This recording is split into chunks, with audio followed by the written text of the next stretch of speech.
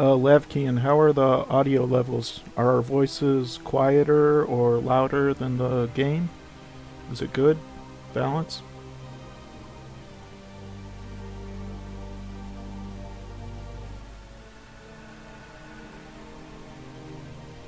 Okay, I think I'm ready. Are you ready, Crisp? Yep. Okay. So this week, or this cast, we're doing Week 9, Need a Light versus Thank You Very Much, Tier 1. This first series will be Green versus L-Spark. So let's get into Apocalypse.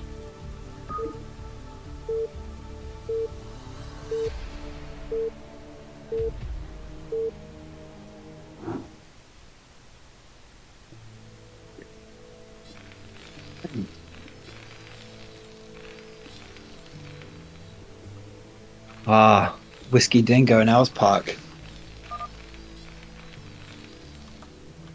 Terran versus Zerg.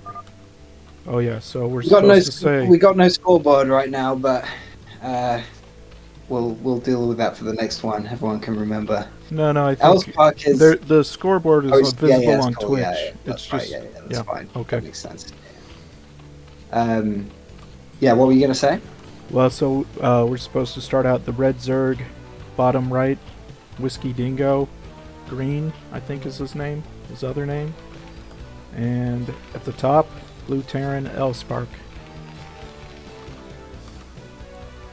And it's an 8 Rex, is it? Or no, just a wall?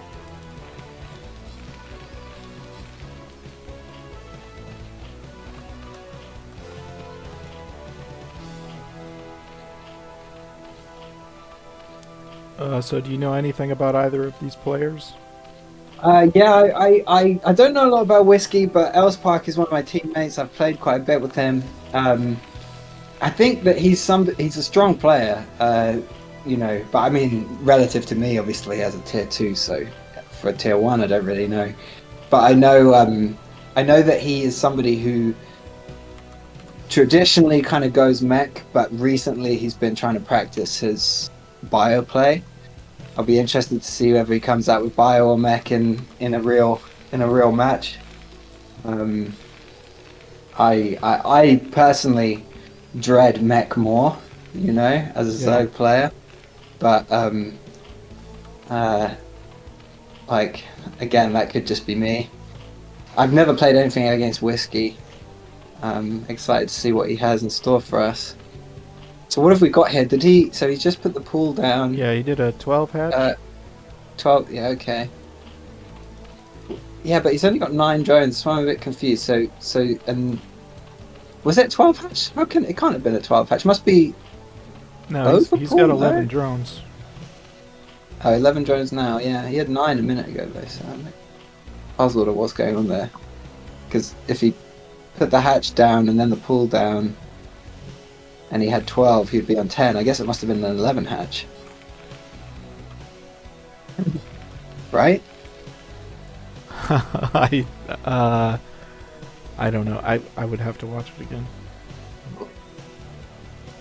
Okay, but he's going for 3 hatch. No gas yet. 3 hatch before gas, yeah. And it's Owls Park. Owls Park hasn't taken his gas, which suggests he is going bio. Yeah.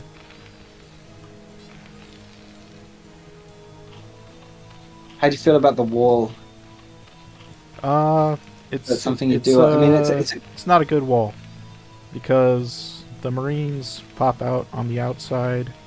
I mean, this right here is ling tight. That is tight. Yeah. The only hole is here, but I would never wall like that. But I mean, I was really asking more like having a. It's probably quite good to have a wall on a map like this because it's got a massive choke at the natural, right? Yeah. So when I'm playing Terran versus Zerg here, I do a depot and a Rax here, and I just wall the main.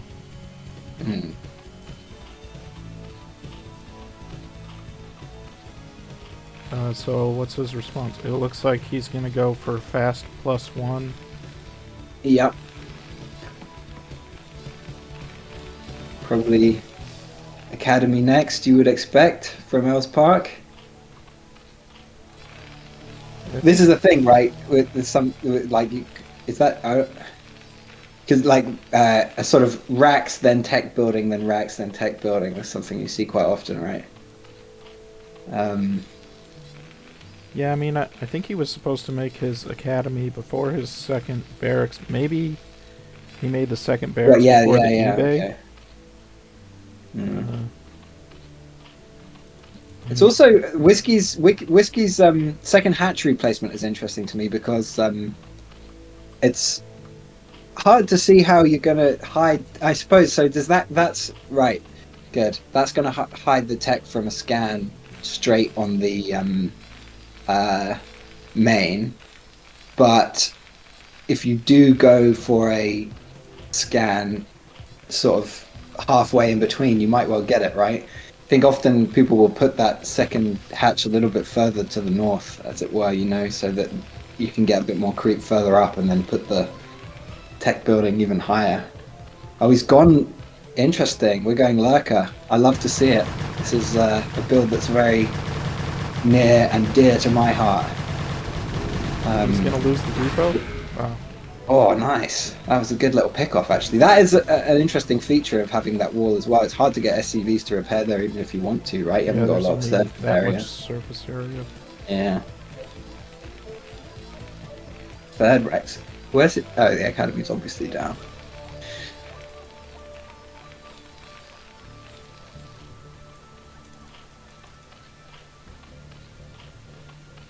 I mean, it's interesting. I wasn't really paying attention to whether he drone scout. I'm wondering if there was any influence on that with the build. Seeing the wall, you might think, okay, I'm going to go for a lurker bust. But yeah. See, this is what I'm saying. If the second hatch went down further to the north, right, and the den goes above it, then that scan, which is sort of looking for both, is not going to get it, right? Right. So this should be a factory here. Yep. Yeah.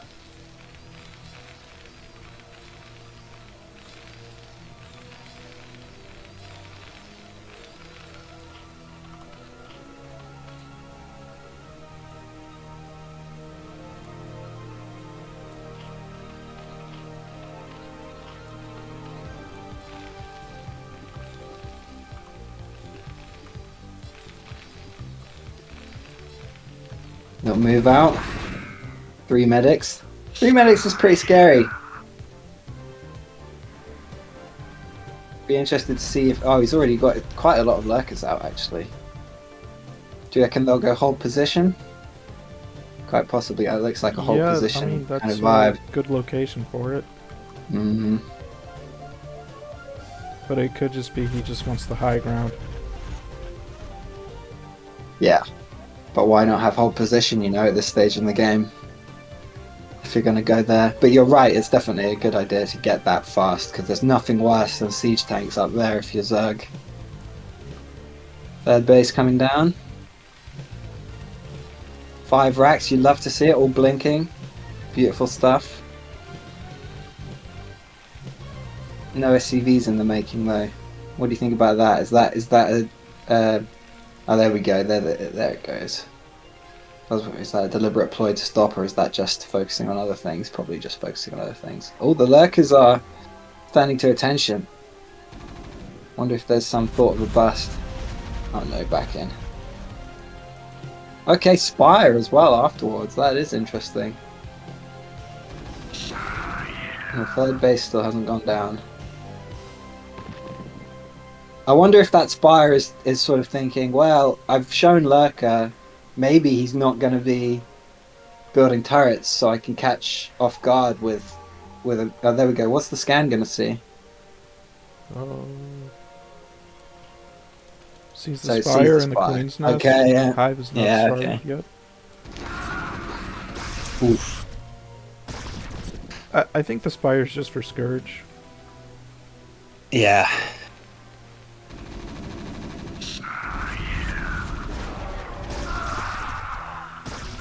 Savage. This is quite dangerous for Els Park here, because those lurkers can basically just walk up.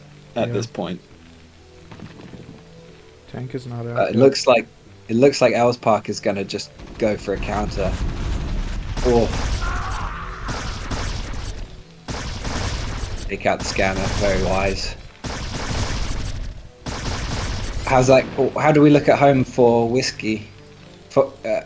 Because that's the big question: is can this be a base trade? I don't think it can. So. I think we're done here. And there's only one. The scan is used up. No turrets. Yeah. GG. Yeah. GG indeed. Okay. Nice. Well played, Whiskey. Yeah. I'll be curious to see if Elspark goes for another bio play, given that it didn't work out so well. And I think his stronger kind of approach is the mech approach. That's the one that I know that he's had in the armory for longer. But...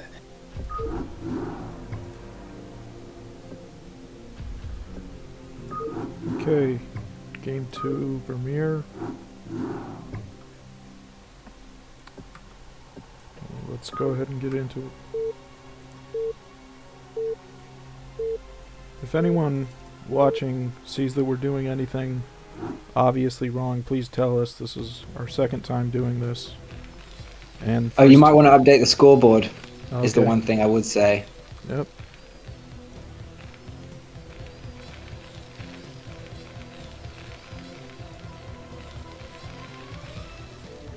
There we go. Okay, top left, Blue Terran, L-Spark. Bottom right, Red Zerg, WhiskeyDingo, or Green, as he's called on the scoreboard. Do you reckon Elspark is Elspark or Elspark? The question never really occurred to me before, but it's kind of unclear how to pass that name. I think it's the first one you said, L-Spark. Elspark. Like I think is electrical Russian? spark, maybe? I don't know. Electrical spark, yeah.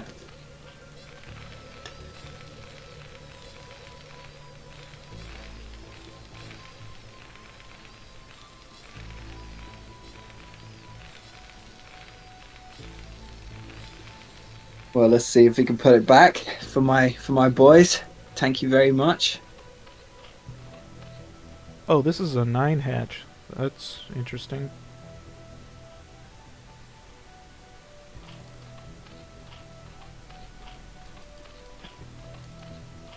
So, do we think he's going to go for a sort of Ling bust? I mean, that's the thing that you commonly associate with a 9-hatch. Yeah, it could be. I'm also wondering if that's what he did last time. Pro League 2 nights ago, and Jimin was saying he does it as an anti-8-Rex build. Interesting. Yeah, I'm curious about that as an anti-8-Rex build. I mean, it must work out if he's doing that, but the thing with 9-hatch gets you a lot of lings, but a bit later. Do you see what I mean? It's not like a 9 pool would counter it more strongly, I would imagine, right? Because you get the lings faster. So I usually think of the 9-hatch as a build where you're gonna be trying to hit with more than the expected number of lings a bit later. I'd be interested to see if he takes off gas after 100. If he takes off gas after 100, then it's pretty clearly a sort of ling or linny kind of play. But that seems pretty unlikely to me. Oh, he's doing that. Yeah, he's doing it. So it looks like this is a ling or lin to me. Which, I mean, Elspark is, he's a good player. He'll see this and he'll think, okay, there's a gas. No mining is happening. The hatchery's already down. It's kind of, he's got all the information he needs. At this point, it's, make a wall, put down a bunker. I mean, it doesn't have to be a full wall, but just like a good Sim City at the natural with maybe a depot, depot and a bunker up against the command center. Oh yeah, right here. Yeah.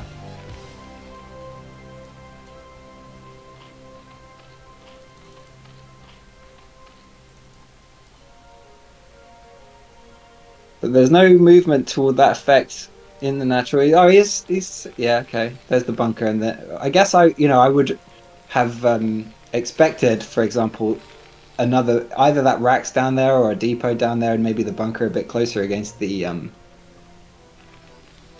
command center, so that you avoid the run by. Yeah.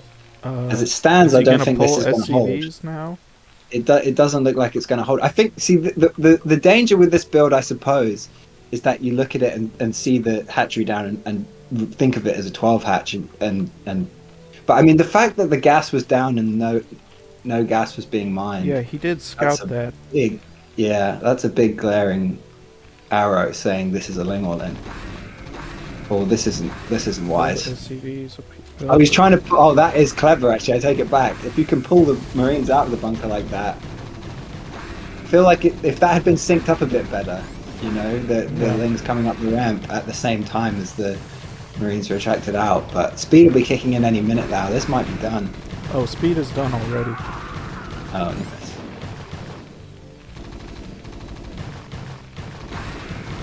I feel like maybe he's going to hold it actually. Yeah, this looks good for Terran, I think. Yeah. He has only 8 drones. Yeah. It's just a question about whether he can do it with the Zerglings.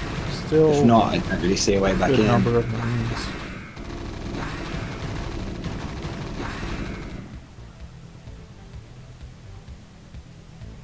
And there's still nothing going on at home, so I don't know, maybe he thought, well, I'm up one game, I can just try and get a free win like this, and maybe that was what he was thinking when he decided to do this.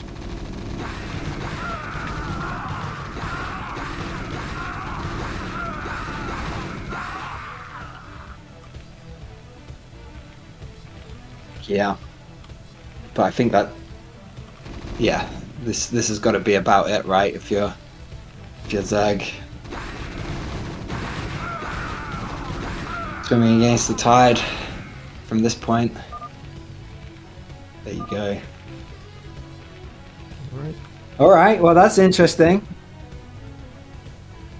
Also interesting to see Elspark stuck to his bio guns. Did okay, but I'd like to see a more standard game, how that's going to play out. Well, so the next map is Tempest. So, I don't know, some Terran players favor mech on Tempest versus Zerg.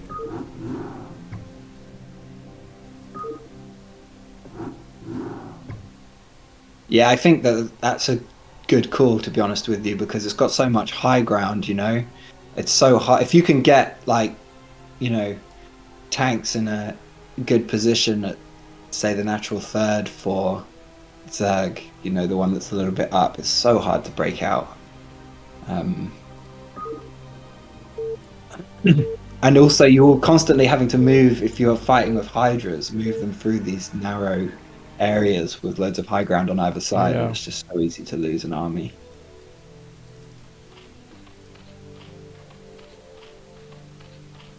Okay, in the top right, you have the red Zerg, ash green, and in bottom left, you have blue Terran, Elspark.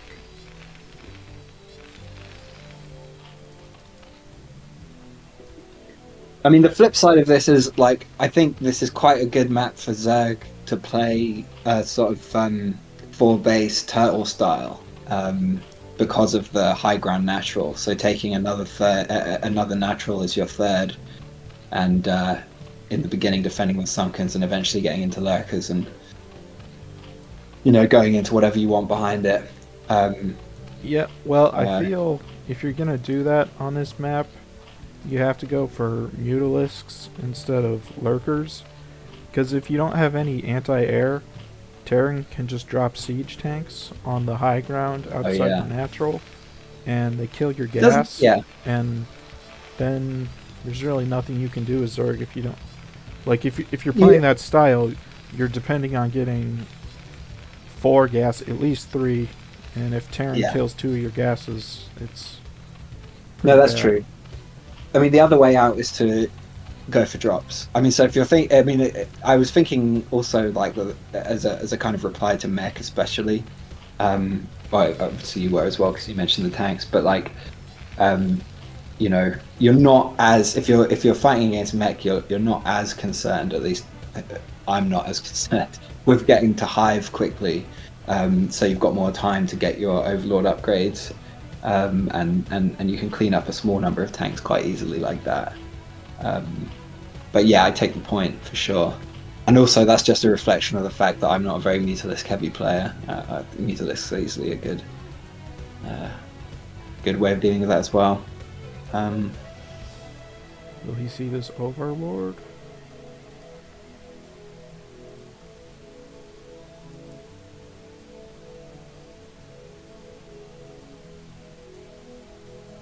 I think it's not mech as well because there's still no gas, which you'd probably expect to see by now if you were going to see mech. Yep. Yep.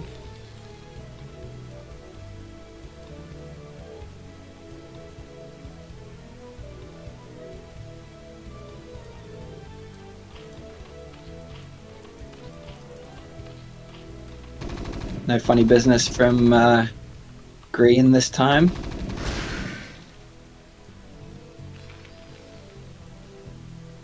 Okay, so he didn't see whether or not there was any gas or not. His overlord is way over here. So I wonder, will he put down a sunken colony? I would, but you know.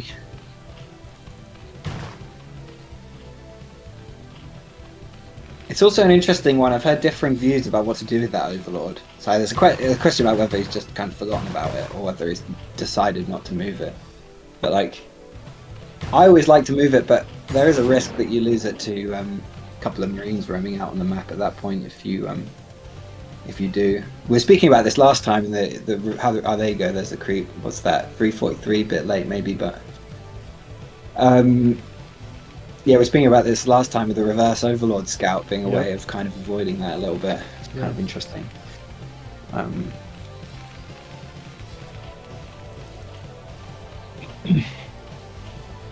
So I wonder if we'll see lurkers again. I don't think that the lurker bust is as strong, you know, when you're going up a ramp into a bunker with the, you know, semi-wall like this, but you know, maybe you think for precisely that reason they'll be under-defended, so give it a go. Mind game it. Oh, two sunks.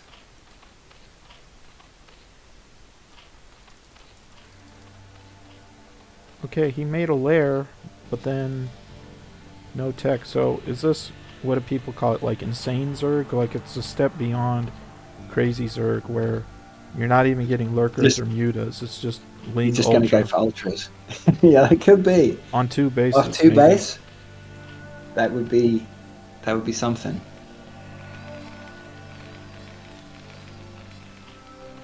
I suppose that's like the kind of style that Hawk plays, right, in the F2S video. Yeah.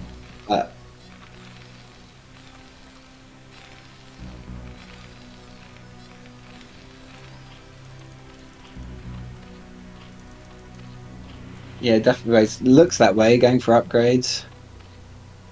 No Queen's Nest yet, though. And I mean, Hawk usually plays it with 2 Evos as well. But still, could be something like it. And he still doesn't know if there was like a tech build coming out from Terran. Like if this was like, I don't know, like Wraiths or and then if it's just straight mech, he's pretty behind without any real tech. So I don't know. This is kind of just a blind. Yeah, it's a bit of a gamble for sure.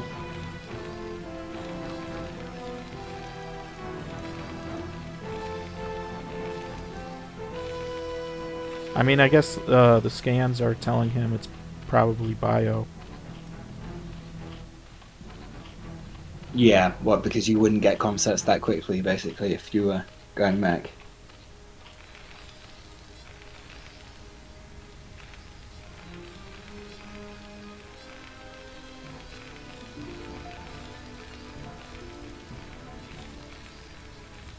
clearly intent on making a lot of Marines. It's an interesting one. So he scanned the natural. I don't know if he scanned the main. Probably scanned the main as well, right?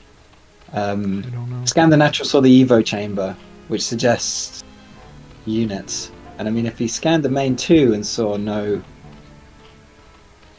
Den or Spire, then that would be a pretty good indicator that he could expect ultras. And then I guess at that point you want to be like, what do you do as Terran? I probably like, are you thinking tanks in that situation? Siege tanks to defend? Looks like Oh, he's going for for starports. It's probably double vessel.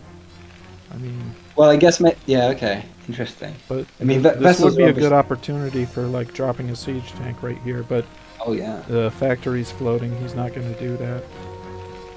Yeah, I mean, I was also thinking that if you see this, you might think, I'm going to get a couple of drop ships and just drop your main. Yeah, Because there's no well, okay, Spire is there now. Presumably for that eventuality, get a few Scourge. A couple of Scourge in the production tab. Oh, he's found the third, very nice.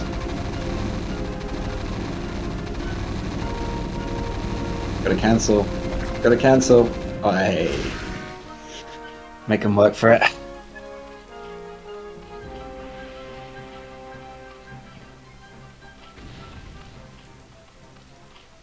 It's interesting. Probably... I guess he's banking for Ultralisks, right? So that's why not as many... Not getting another hatchery or anything. I mean, how many hatcheries does he have? He's got 3 up and 1 more on the way. Is that the Ultra Cavern there on the left? Yeah. Okay, here's the 4th hatchery. Yeah, yeah. But yeah, I don't know. I feel like, yeah, Ultras are very strong, especially with upgrades, but he's got a lot of bio coming over. I think maybe if you're Else Park, do you try and play a containment game? I don't think you try and attack up that. Yeah, I don't think he has enough to break that. Well, yeah, I don't think so. Like, not with these Lings and... Ultras on the way. Well, does he have Ultras in production at this point? Yeah, 4 coming. Okay. He's thinking about it. He's thinking about it. Oh, he's going. He's got 1-0 upgrades. Yeah, I don't think this works. Not gonna work.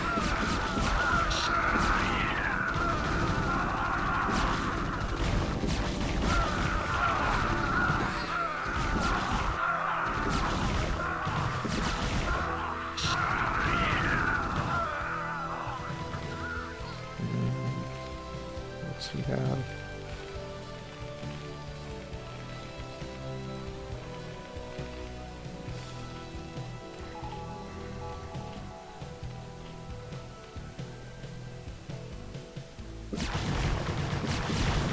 So Zerg is on track to have the upgrades advantage. He's about to have +3 armor, and then his +4 armor will hit before the +2 weapons of the Marines.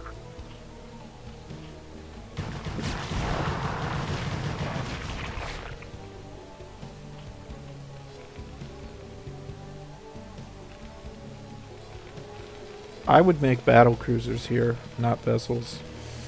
Yeah, that's interesting. I know you would. You often kill me with them. But yeah, it's a good point, because there's not much reply. Obviously, you can make Scourge, but you don't want to be making Scourge anyway. I think that is an extremely optimistic third base.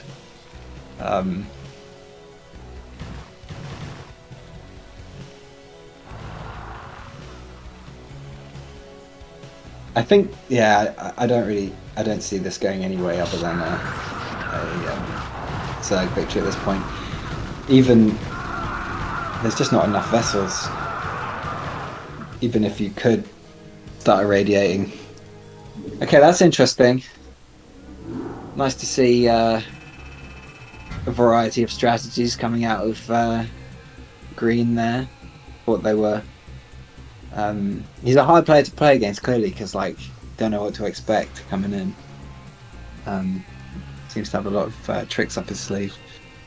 I might try that kind of two base ultra sort of all in myself at some point. Because when I've tried that sort of thing in the past, I've kind of tried to imitate the Hawk F2S style.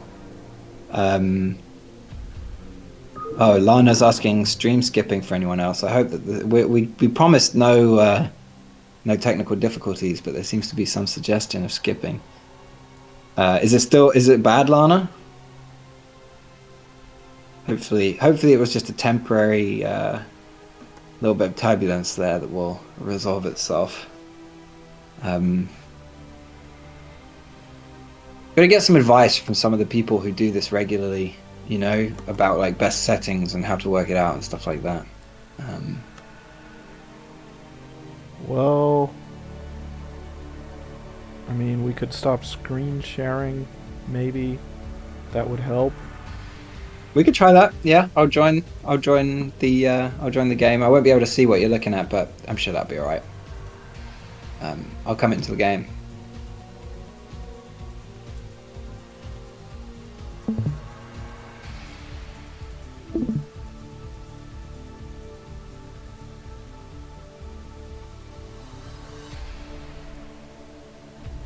Are you on West or EU?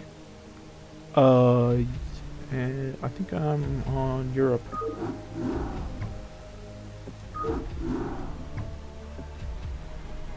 EU, yeah.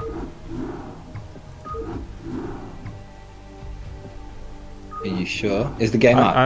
I haven't hosted the game yet. Okay, good. Yeah. Gotta set up the scoreboard. Are both of our voices cutting out, or?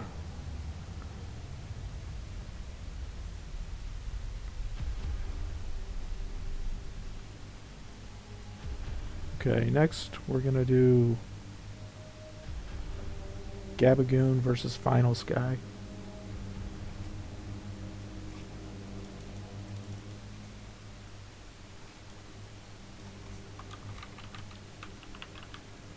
Gabagoon is an interesting player because I encountered him. I think it was the last CPL in Tier 3, and then he's jumped right up to Tier 1, so he's doing something right.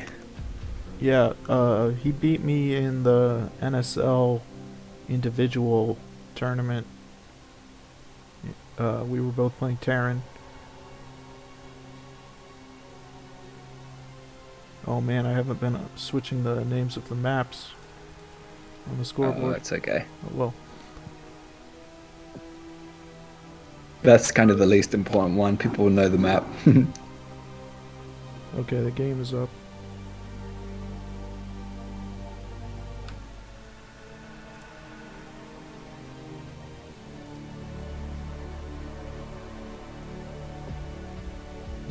I hosted the wrong map. Sorry.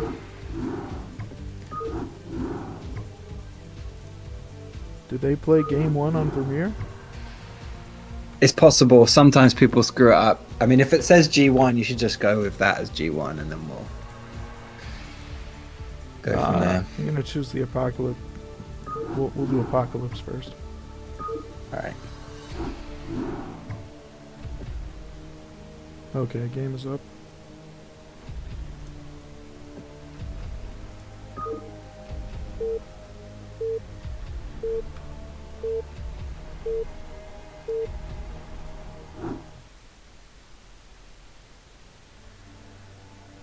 Okay, in the top, the red Protoss, Final Sky. And in the bottom right, blue Terran, Gabagoon.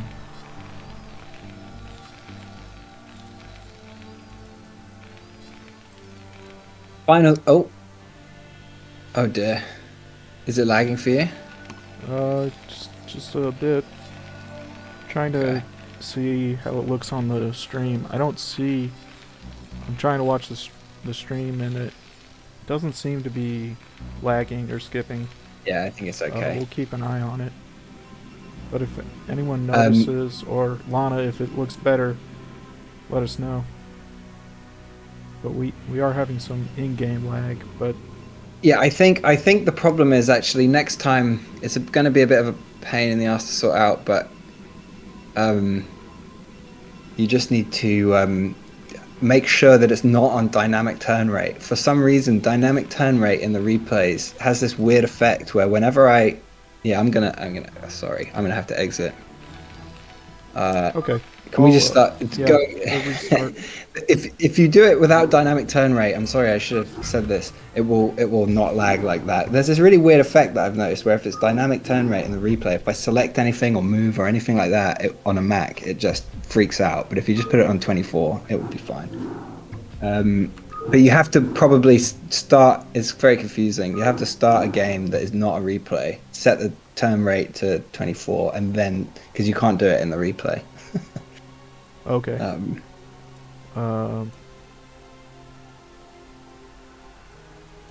rate 24.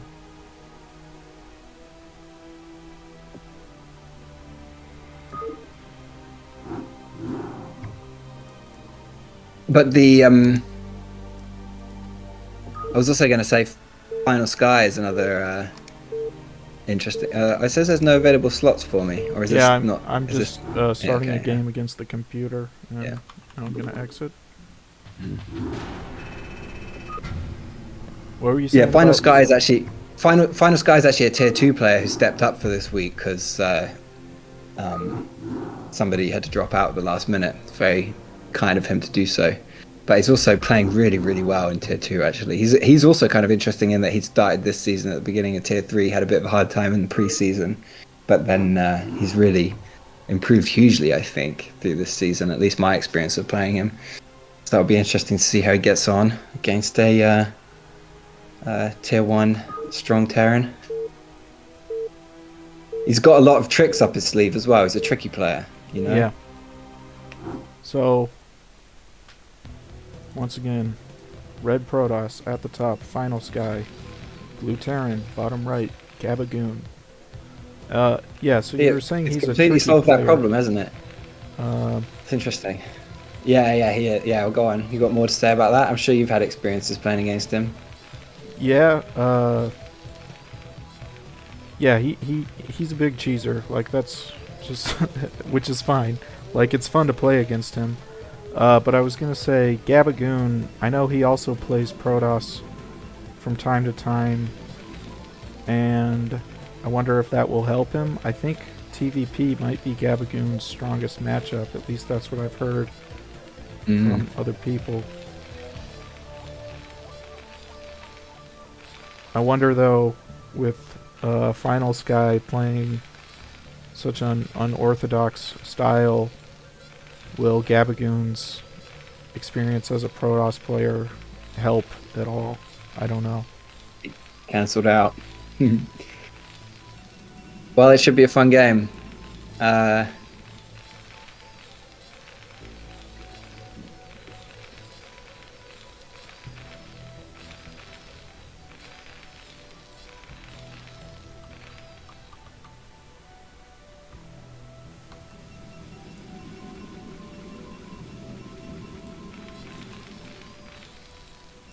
Okay, yeah, so as we were saying, like, Final Sky, he went for a pylon scout. He was trying to get a gas steal on the 3-player map.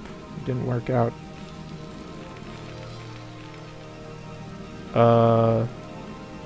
Is this Nexus first? He's got a lot of minerals. Forge in the main. Interesting. Is this a cannon rush? It could be a cannon rush, couldn't it? Okay, SCV is taking an odd direction to scout there. They'll miss the probe. Where is Final Sky's probe going? He's up to some tricks for sure. And I think Gabagoon was scouting for a proxy.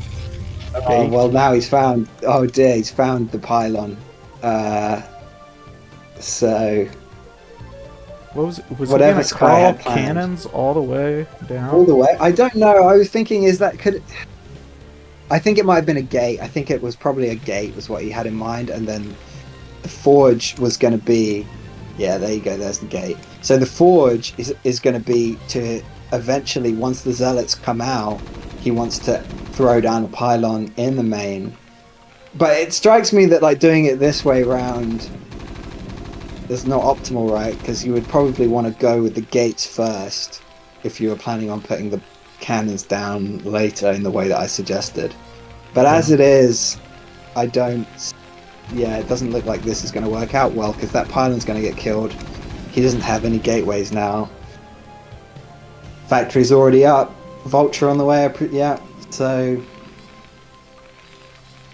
Yeah. This guy's got 700 minerals. Oh dear. This hasn't gone to plan.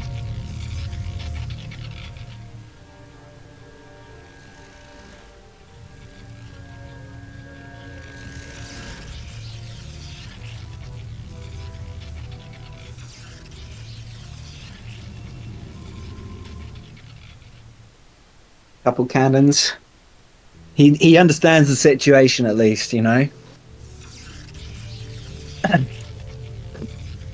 Is this the end of the game? Does he... I mean, define cannons. end. I mean, the cannons are going to be able to defend the harassment eventually, lose a few probes. But, I mean, I think probably there's a sense in which the end of the game was when that proxy got scouted, right? And I mean, he's still stuck to his guns and put the 2 gates down. I think maybe if he'd... Once the pylon had been scouted, probably don't try and put the 2 gates there as well, do you know what I mean?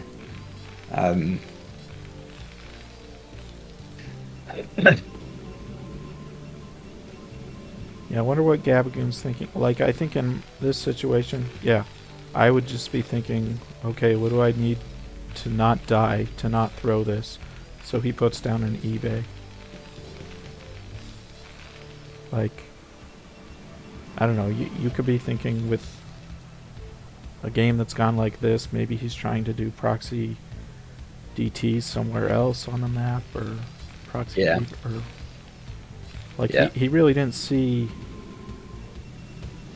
I don't know, his Vulture got in here, I don't know if it saw enough stuff for him to eliminate those possibilities. It was like 4 or 3 cannons. I think it's possible that, you know, you could think, well, 3 cannons, plus I already killed those, or, you know, forced him to cancel those 2 gates. It's unlikely that there's a pylon somewhere else snuck away with a robo-bite or something, or a citadel, but yeah, definitely, I think generally the sentiment I agree with, which is that this is a situation where if you're Gabagoon, just don't die, macro up, and it should be yours.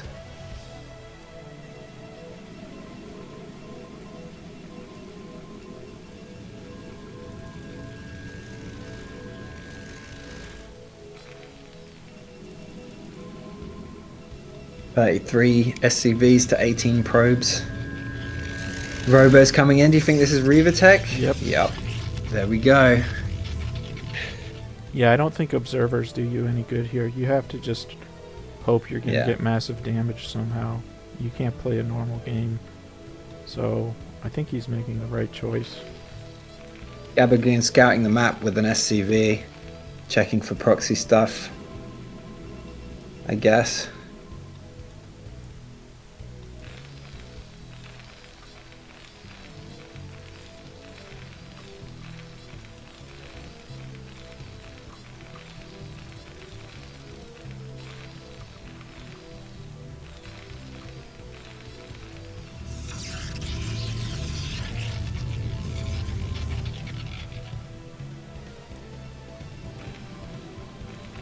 Okay, starting to put up turrets in his main.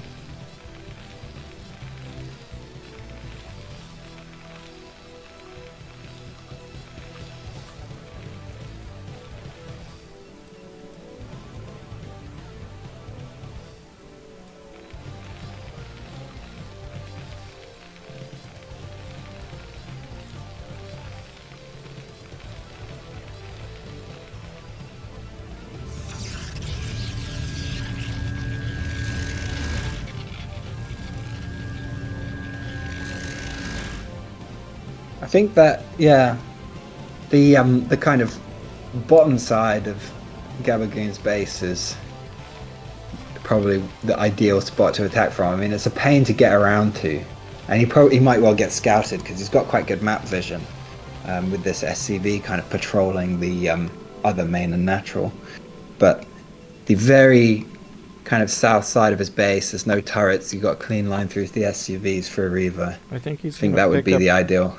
Pick up 2 zealots over at the top right corner of the map with the shuttle. No, he goes. No, he's picked up a goon. Yeah. Okay.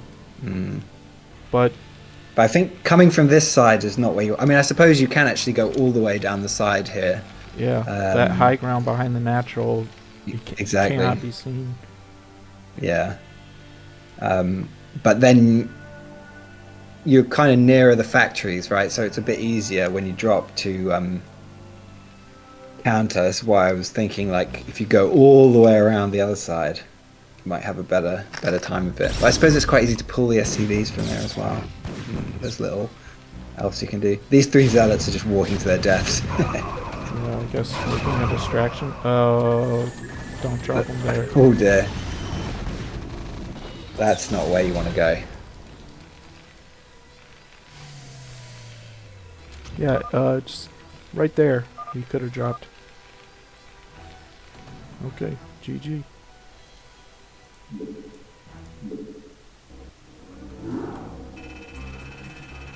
Well, that was you know, that one was a little bit anticlimactic. You know, the fast scout of the proxy. Obviously, Gabagoon was. Maybe he knows Sky's playstyle, you know, and he was sort of tipped off, as it were, that there might be some funny business because he was clearly looking around for that sort of thing.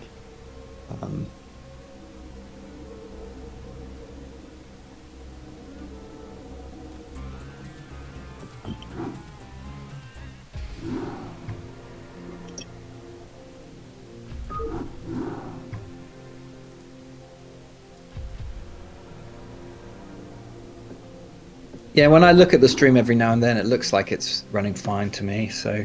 Okay. That's good. It'll be good. Alright, the game is up.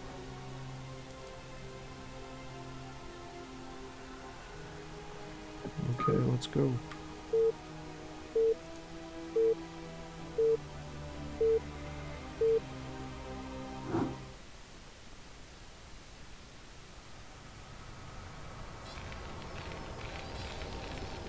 Okay, in the top left, the blue Terran, Gabagoon. And in the bottom left, the red Protoss Final Sky.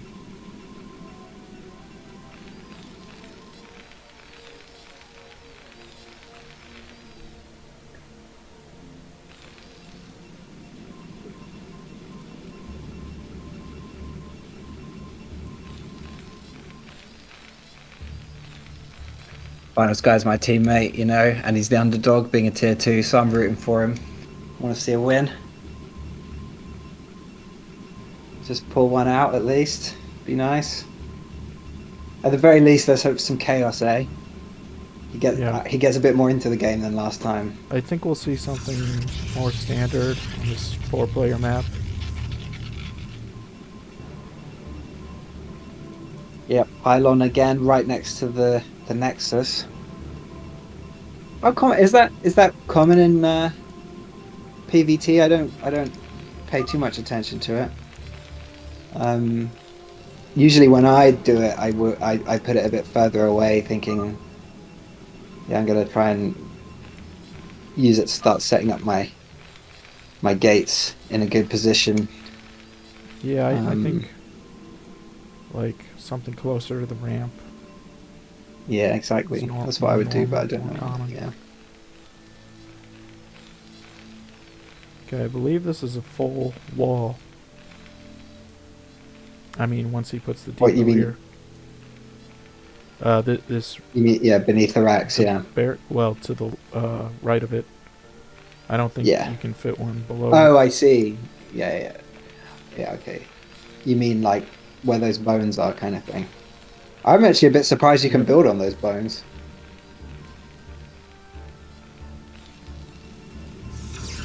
2 gate from Final Sky.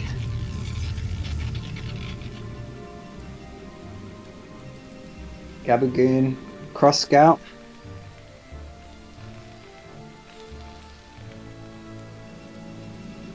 Okay, I wonder...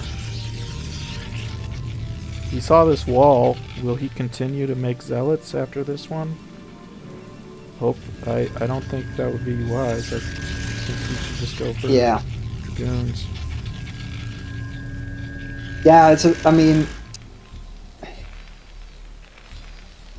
how does 2 gate play when you have a wall like this? I guess maybe if you're going to be the only advantage you can have is like a faster than average large number of goons that can maybe break it down. Yeah, or I are mean, you just going to be the other option? I guess he could. Yeah, so he's gonna go for 3 zealots, and hopefully, what he'll do is he'll try to just take over this territory and prevent a bunker from being put down, and then have goons backing it up, and that's really annoying for Terran. Right. Just prevent the expansion, essentially. He's blocking the ramp with the zealots rather than getting out there with them, which is kind of interesting. Okay, I think I know what this is. He did this to me last season. I think this is a DT drop. He never started range. Yeah, okay, interesting. Well, there's no Citadel just yet, but I guess he hasn't got a lot of money, so... He's not mining gas either, which is kind of interesting. That is interesting. Hard to know what you're going to do with your robo if you're not mining gas. Well, shuttles they don't cost any gas. It's pure minerals. Oh, you think but then what's he going to drop is what I'm saying. Zealots. I mean, just zealots. Yeah. Zealots in the main, baby. Yeah, I guess. It's one way to overcome a wall, isn't it?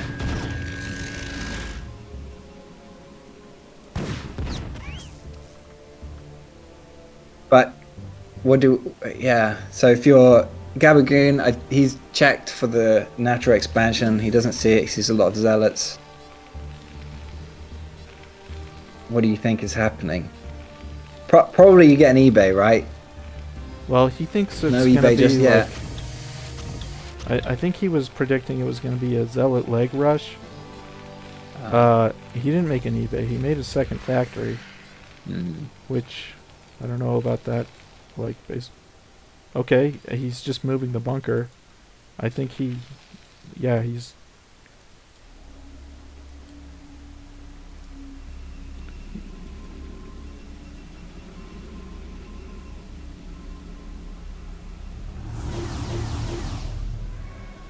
I bet, he's just going hard on the wall, thinking maybe it's going to be a frontal zealot leg rush.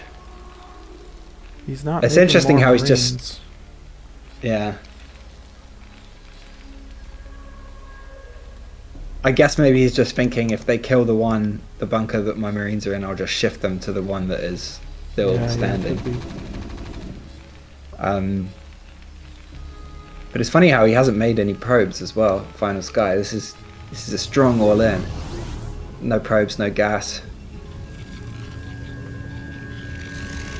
I guess mines are on the way. Oh, there you go. Zealots in the main.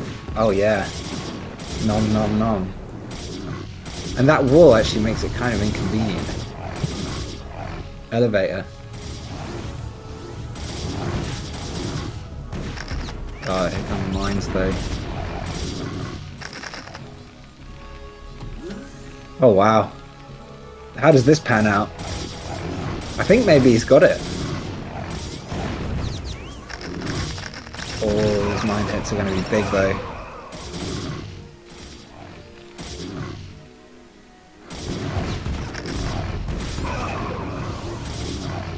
He's managed to take the lead in workers now, killing so many SCVs. That's good, yeah. It's all relative at the end of the day.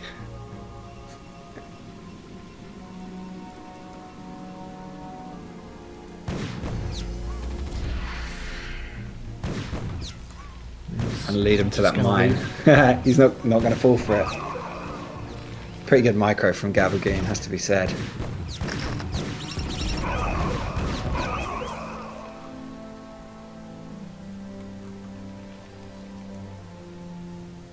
But yeah, definitely worker lead. Strong bank as well from Final Sky, and had 1,000 minerals there. But I don't know, now that that's not worked out, now that the mines can be laid, I don't know if this I is don't think gonna... he should be putting these cannons down here. I think Cannons down, yeah, it's unclear what that's gonna be. I mean, well, I guess he felt he didn't have enough gas to defend with goons only. I mean, he's expecting a vulture counterattack.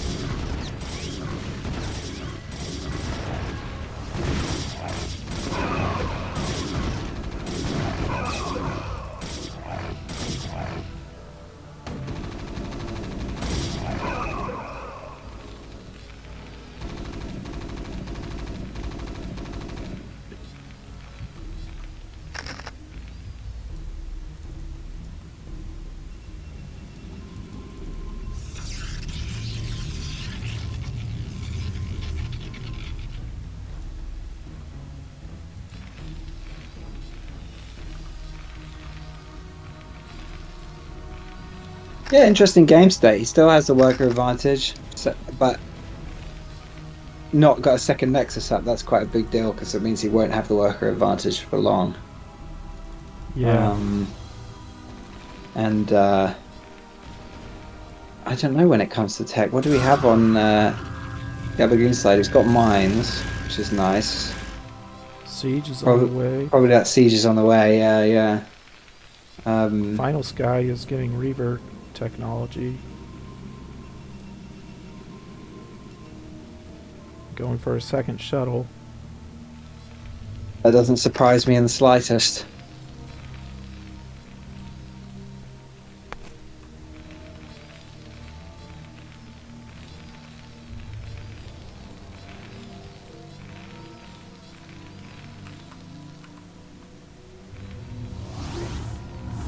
Gabagoon is not mining gas.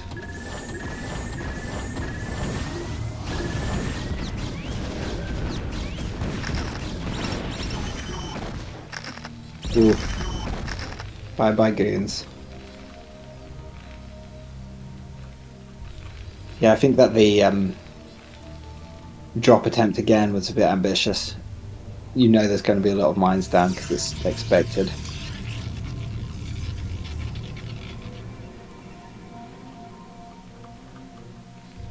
Back on gas. Yep. Supply blocked. Yeah, I don't know. Gabagoon's probably confused and annoyed right now. And so things are not going smoothly. Yeah.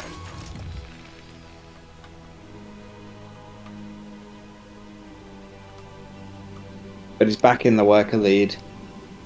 I wonder, yeah, so I guess if you're Gabagoon, you're just thinking, I'm gonna get down my factories, try and build up a sizable army and make a standard sort of push out and just keep taking this harassment. And if you're Final Sky, you're probably thinking, I'm really far behind and I need to kill this guy, but how do I do it, you know? Well, he's going for double Reaver. Double Reaver.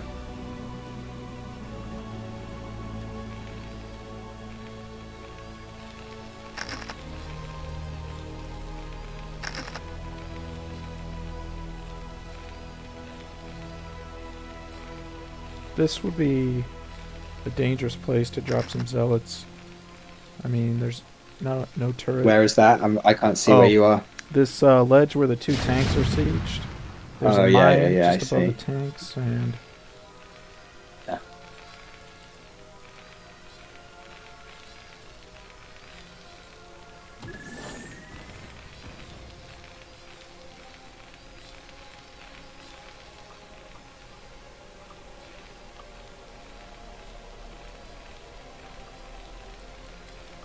I mean, yeah, actually, like, Final Sky's got a pretty strong army.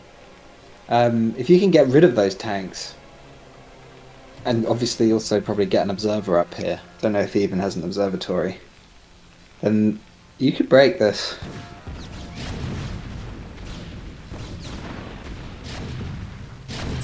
Here comes that drop in that spot you were talking about. Oh, both Reavers go down. Okay.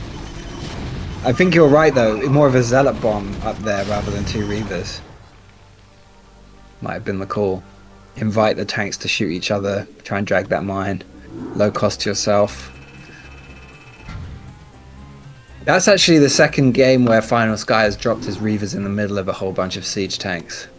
Which I don't think is the advised strategy with Reavers. I'm no Protoss expert, but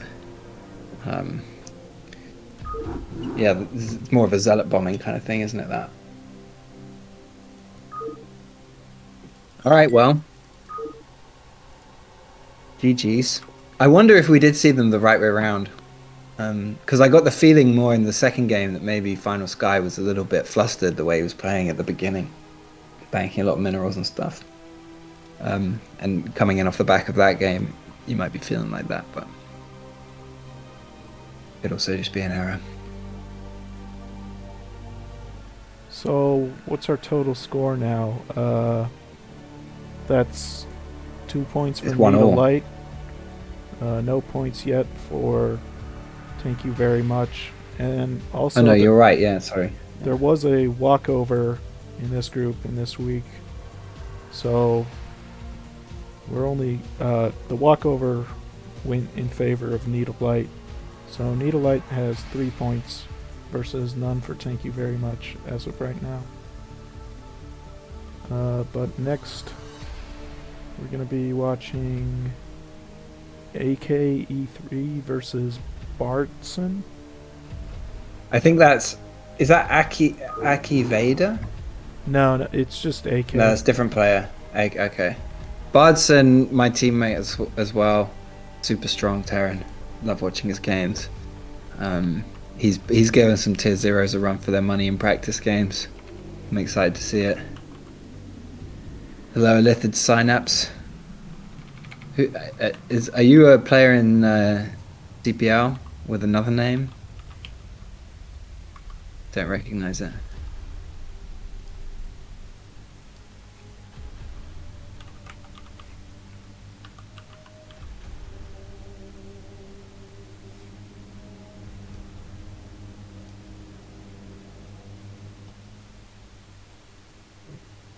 Okay, the scoreboard is ready. Gonna host the game.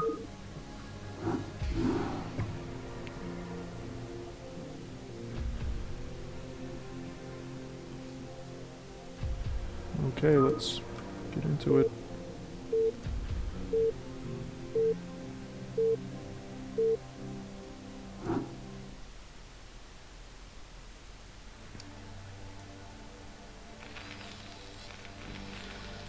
In the top, we have the blue Terran Bardson, and in the bottom right, red Terran AK.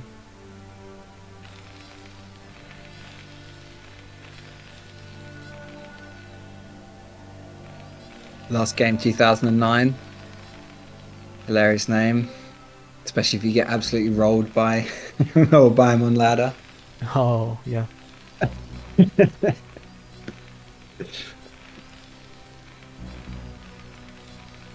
I've not seen him play TVT, so I'll be interested to see how he approaches it. Super strong in TVP though. Great with tanks, so would expect him to have good game.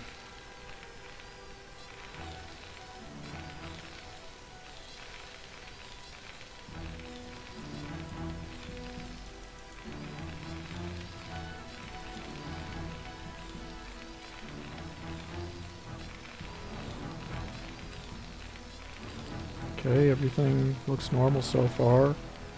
No 8 Raxes, no proxies.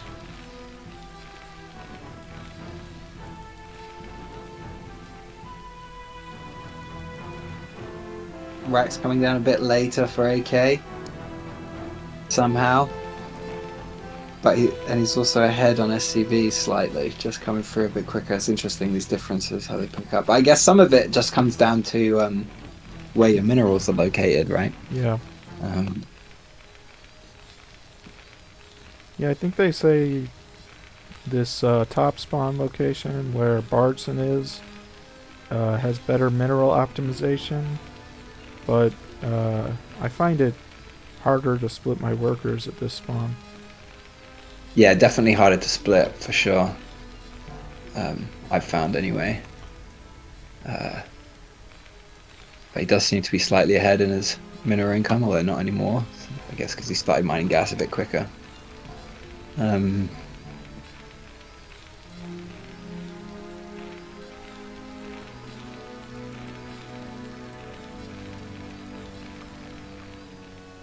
Is there a way of like... Oh, wow, the factory's coming down a lot quicker for Bardson. Is there a way of like ensuring that the timing is right? Because like I noticed that AK there ended up with, you know, 100 gas quite a long time before he had the minerals for the factory. Like, what's the cause of that sort of thing? Is it like not cut? Do you cut SCVs usually if you want to get your factory down, or like what?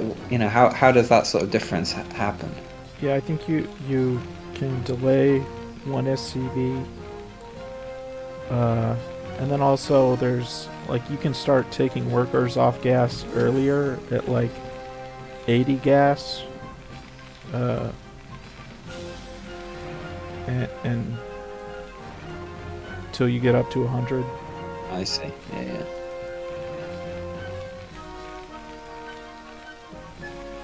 Two Marines on both sides. Two Marines are standard?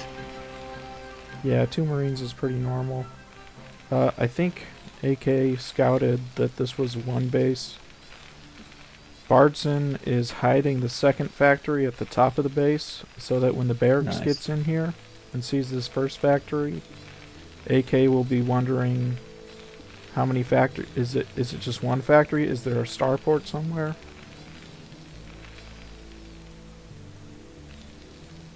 I mean, he only has to fly a little further. But I suppose barracks are quite slow moving and you can't check everywhere, can you? So there's some chance he'll miss it. Bardson, no vultures on the map just yet. Tank coming first, actually. Do we think we're going to see some pressure from Bardson with these two factories and the tank coming out? I think so, and I think the advantage is going to Bardson here because the add-on is only just starting now for AK. No mines coming or anything, yeah.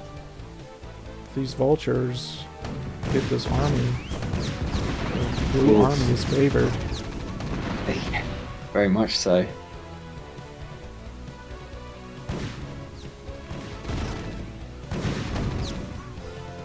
There's not even anything in production in the factories right now. There we go, just started.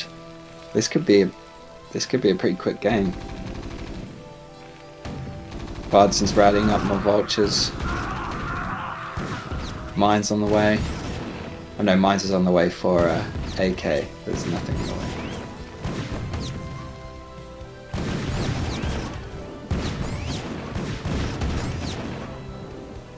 Is this done? I suppose maybe you think, okay, I'll hold on till I get mines. But it does rely on him keeping the vultures alive until he gets mines. Yeah.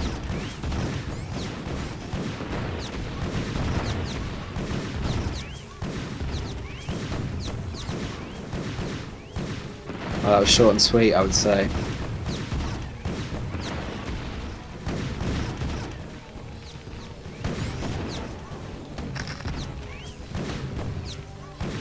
Oh, you got a couple of mines down.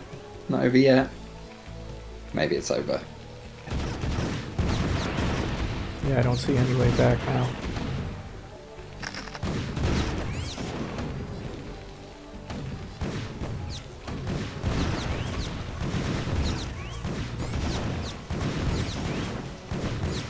Supply block at home though.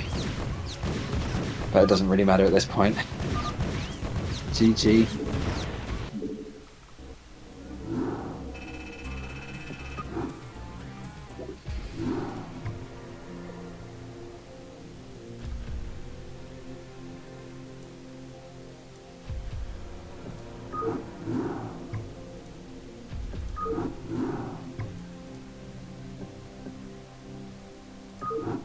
Okay, game 2 on Vermeer. Oops. I think I just showed the audience the duration of the game. Hopefully they didn't notice. Alright, let's get into it.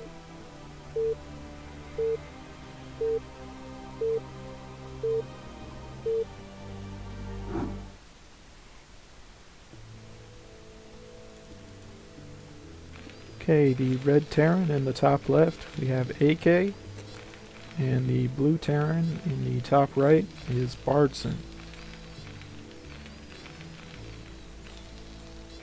Do you think he two factories again?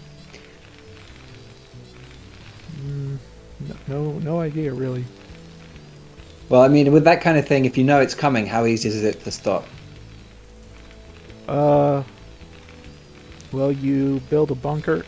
I mean, it's not totally easy to stop because, like, there's so many things it could be. Yeah. But he didn't know for sure that was two factory. I mean, I think his SCV scouted that Bardson had 3 SCVs on gas. But he didn't, I don't think he reacted like you normally should in that case. He just went for a standard 3 factory vulture.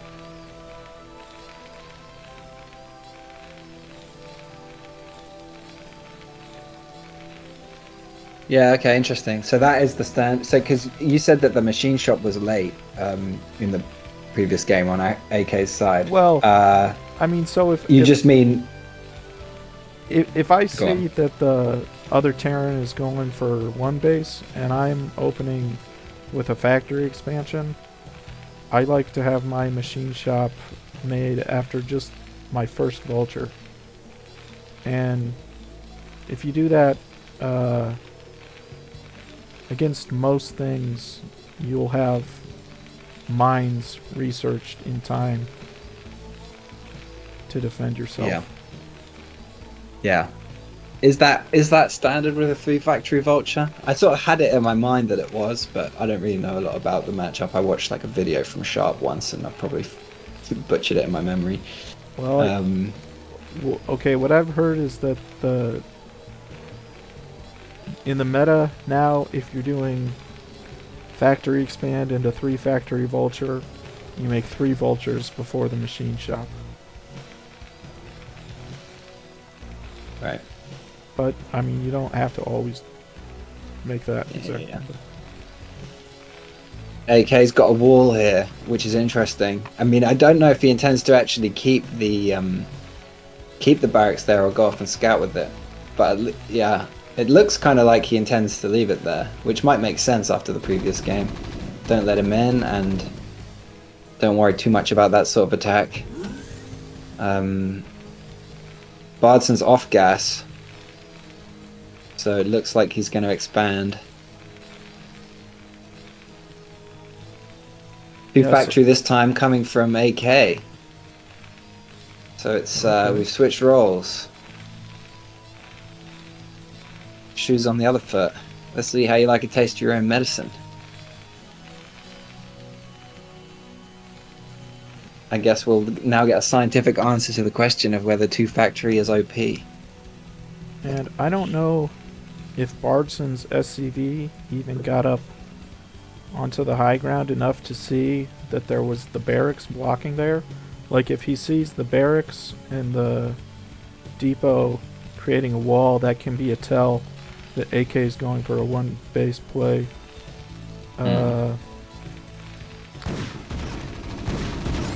But it's kind of interesting because he has floated the racks to scout now. So it was only really just, it blocked the initial SCV scout. I guess he didn't get to check how many were on gas. So he's left that question mark there. But he's going to find out it's 2 factory pretty soon. Well, that barracks really does take a long time to get over there. Okay, I think AK is going for 3 factory Goliath. Okay, I've never... So he's getting a couple of vultures first, and then he's going to back it up with a couple of Goliaths, and is he going to move across the map? Is that the intention here? Yeah. And the Goliaths are there because they take a lot of hits, basically.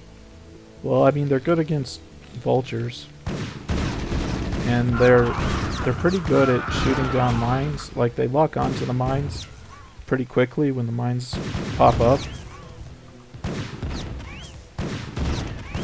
Somehow Bardson, I mean, I guess it's because he's got home advantage, but he's got more vultures despite having had his factories up for less time. But I guess maybe building the extra factory means you can't be constantly making them or something.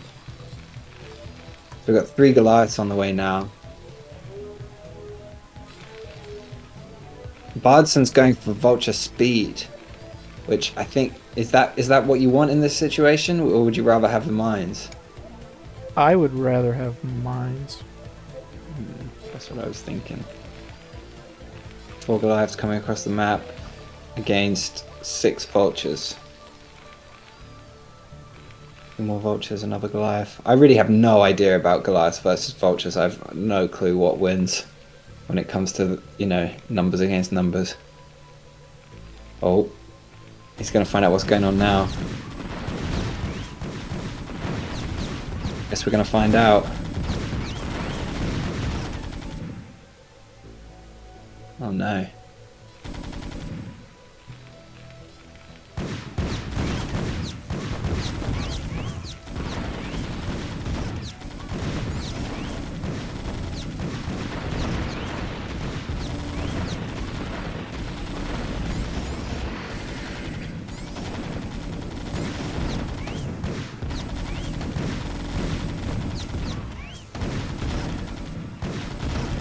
This is looking pretty sticky.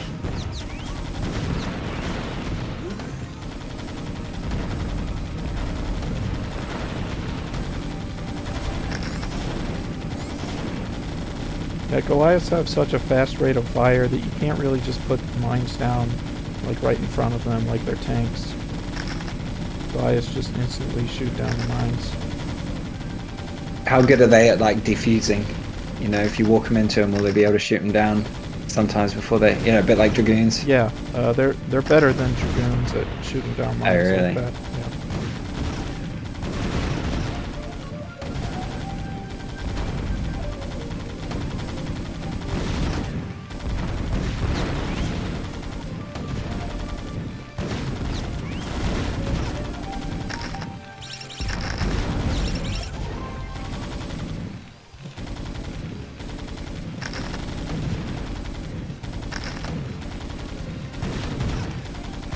Okay, looks like Bardson can stabilize here. He's got the worker advantage. Tanks coming out are going to be a big help.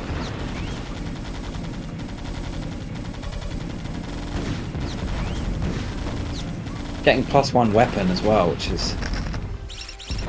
I guess maybe if you've got the money for it, why not? That was a very big mine connection right there. Killed 2 Goliaths.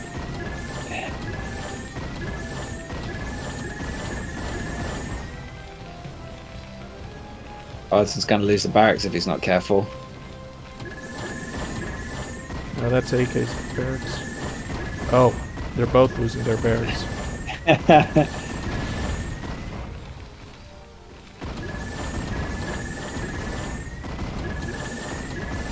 AK going into 5 factories.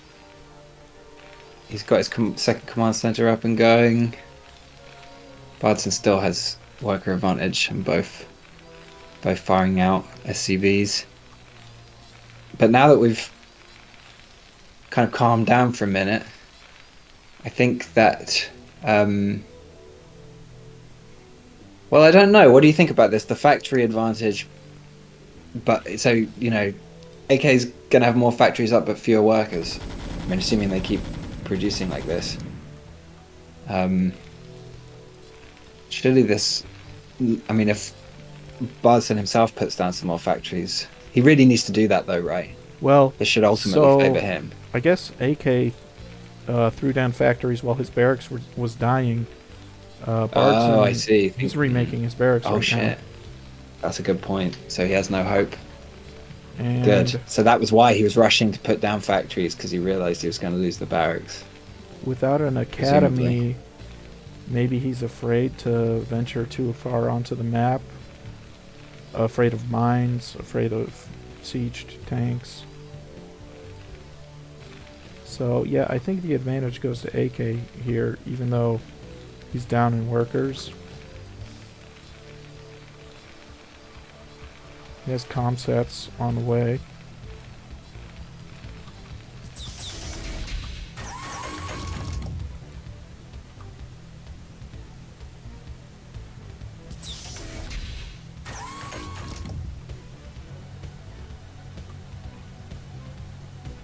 Bardson's going for a third rather than the factories. I mean, although AK has his 5 factories, he can't produce off all of them. He's got no minerals, and he's building from 3.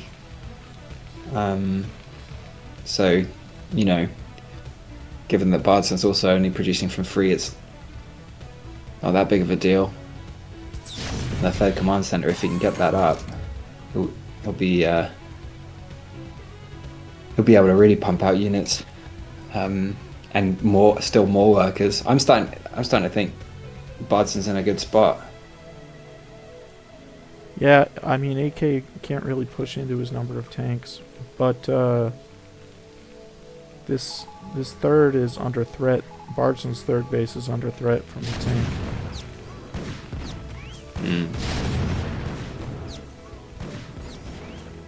Oh dear, yeah, and those vultures having a field day. Oh, he doesn't have any vision at the moment, does he, for mines either? There's no way of dealing with that. Does he have an academy? I don't see an academy. It's on the way. He has an academy Okay, half it's built making- in the, yeah.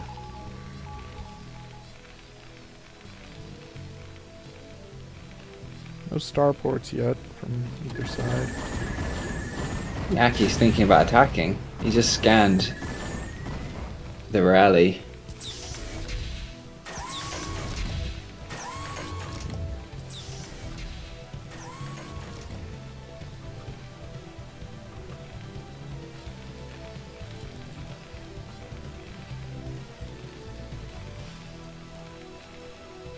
Starport coming in now for Bardson. And also for AK. How are we looking on upgrades? None for... I know that Bardson started +1 ages ago. I said it was optimistic, but turned out to pay dividends because now he's got +1. +1 on the way for AK. And Goliath range.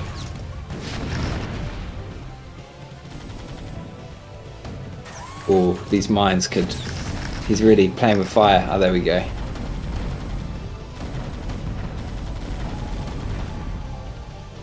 AK going for command center on location. Annoying for Bardson. He had 2 vultures watching the other side.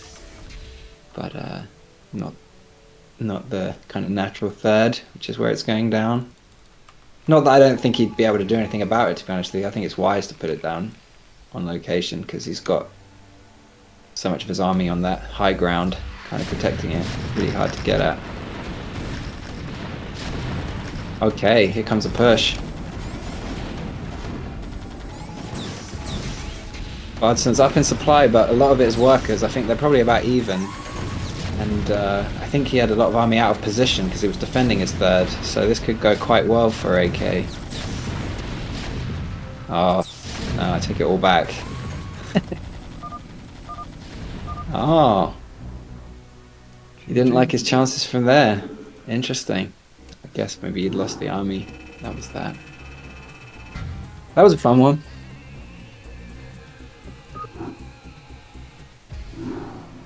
So that's 1 point for Thank You Very Much. So the score for Tier 1 now is 3-1 in favor of Needle Light. Alright, need to update the scoreboard and see who will be our last match. Slardar versus the Hyde.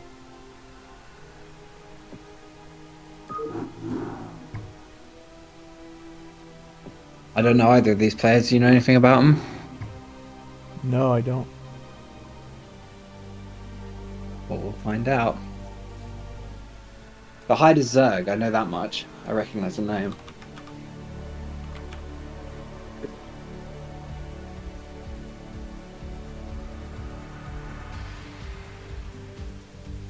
Well, Slardar's Zerg, and I think the Hyde is playing Protoss. Okay. Maybe I'm wrong. I thought I remembered the Hyde as a Zerg player, but could be, and could be playing some Protoss for fun, or maybe I'm just misremembering.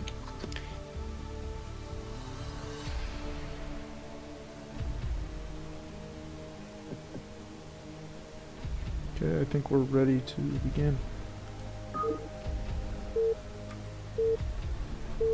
I watched a bunch of ZVP. Oh, I'll come back to this later. Let's do the intros first.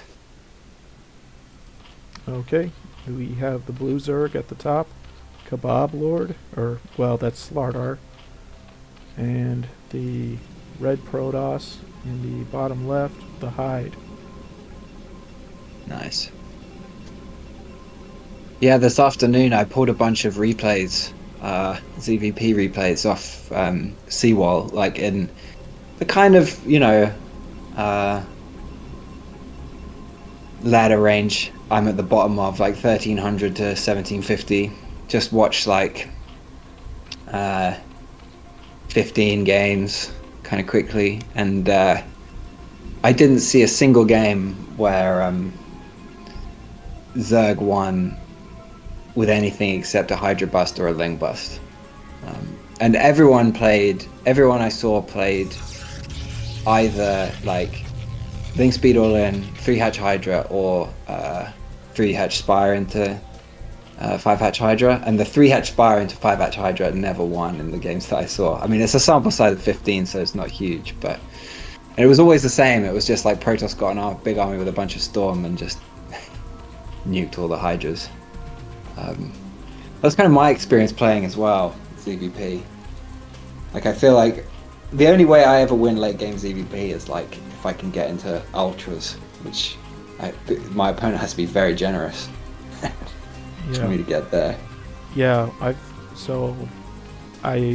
playing Zerg this season. It's my first time learning Zerg, and I find ZVP is the most frustrating of the Zerg matchups. I mean, I know everyone says it's Zerg favored, and maybe once I get to a higher level, it'll feel that way, but it's pretty tough to beat Protoss, at least at low levels, I think. Yeah, I agree with that. Okay, I mean, so it's great if you can get Lurker Contain up or something, but yeah, it's interesting that when I play Protoss, it feels the other way around. But yeah, sorry. What do we have here? We got an overpull with 6 Lings coming. Forge Expand. Single cannon. Looks pretty standard.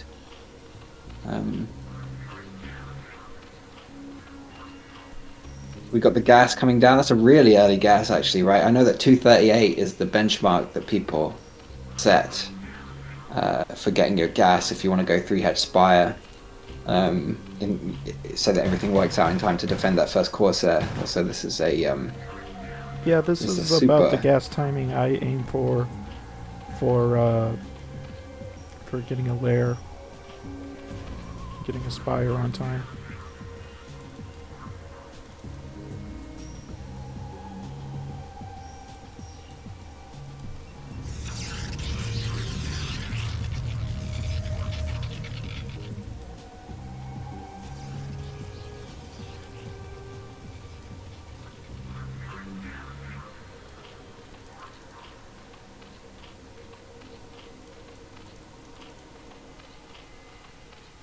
Okay, layer starts.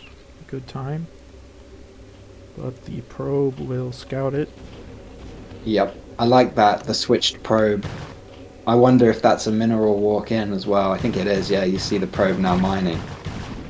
But then wasn't paying attention when it got there, unfortunately. Could have kept it alive.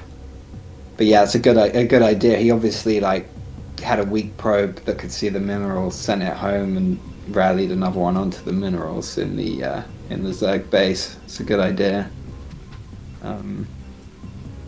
There's another one coming in. I reckon that's a mineral walker as well. He really wants to keep an eye on this. It's kind of interesting because, I mean, once you've seen the layer, it's not obvious to me how much more there is for you to see. I mean, I suppose you could cancel a layer and throw a den down. Oh yeah, it's nice to have a probe in there if you can. Why not?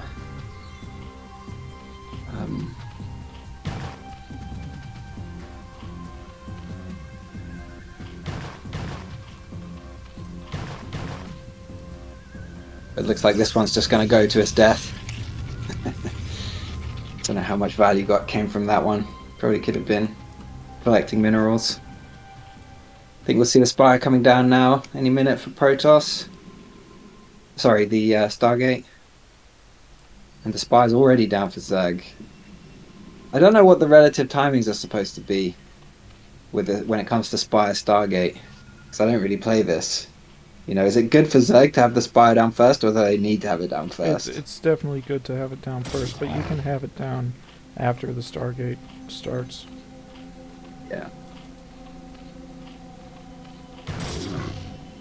Gonna poke in with his Overlord, see what's what. Probably see that Stargate and might think, hey, I could.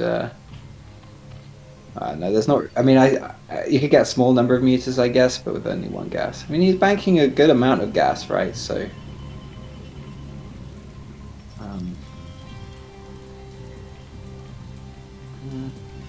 Probably just see Scourge and normal play. It's not like he's got a crazy advantage.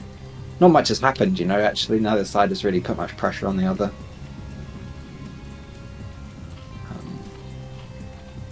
Slardar is going to be adding his 5th hatchery any second now.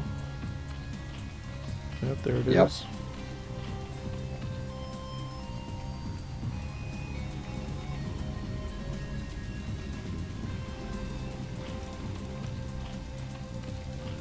Okay, 4 Scourge under production.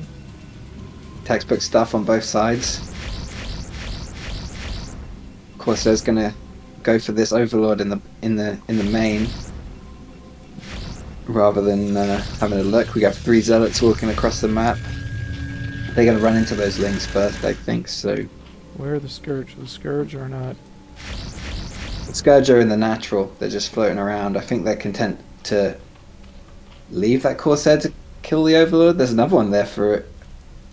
Probably send 2 Scourge down if I was Kebab Lord. Well, actually, no, I wouldn't do it. But, you know, one might consider sending the Scourge down. Those Zealots are going to pay for their lives for this little scout. Maybe kill a drone or 2.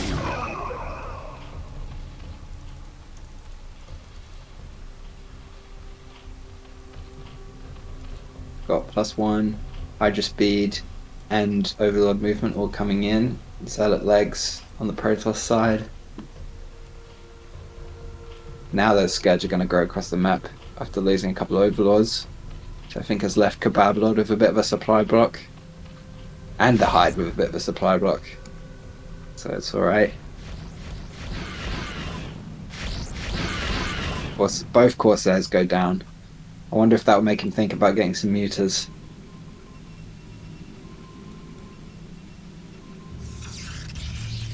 No. Oh, he's getting Flyer Carapace. I don't play enough Spire stuff, so Flyer Carapace, is that good somehow for Scourge, or is that something you're only going to get if you're going into muta? It's good for Scourge as well. So make them more resistant to getting killed by Corsairs. I mean, I think he could go Muta if he wanted to. But he's already started Hydras, so I don't think we're going to see any Mutas. And he's doing the Overlord map hack, I guess. putting these overlords all over the map.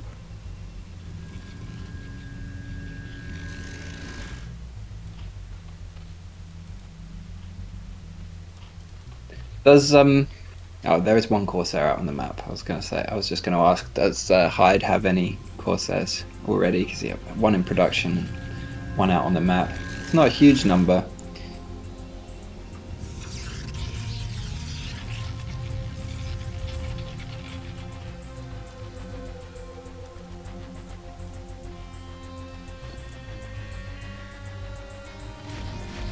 Up to 6 hatches now for Kebab Lord, or what's the official name? Sorry. Slardar. Slardar.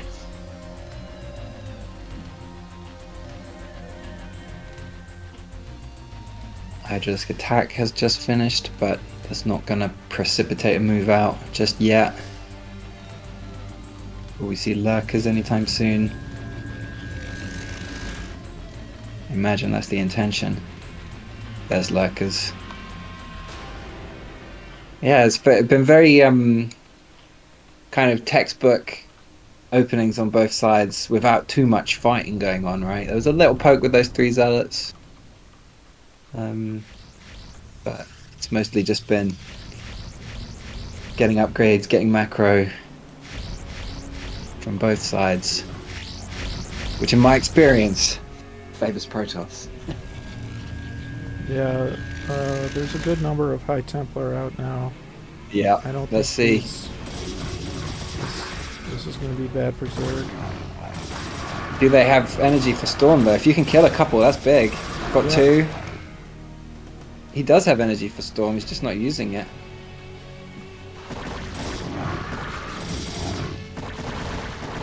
But picking off those 2 was huge, and I don't really know, it's strange not to see the Storm coming out.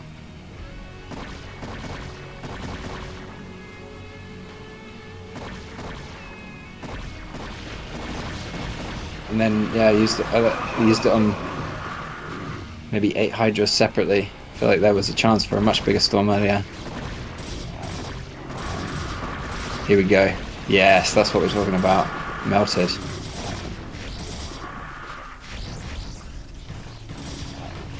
So the lurker upgrade is finished, but I haven't seen any lurkers morphing yet.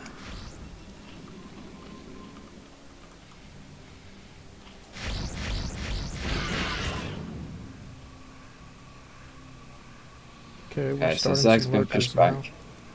Yeah.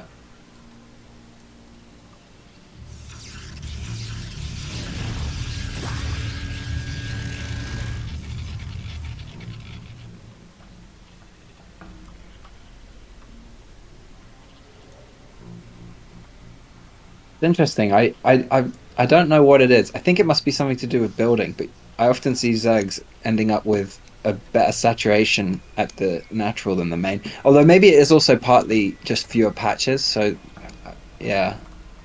It looks like it's better saturated. Or maybe it's closer to the rally, that could also be it, but this is definitely a case where you can clearly see a load more drones playing the main. Big attack coming in on Zerg's high ground. Do we have observer? Well, there's no observer with this army, so it's going to have to go home. Observatory is out though. Observers are now coming across the map.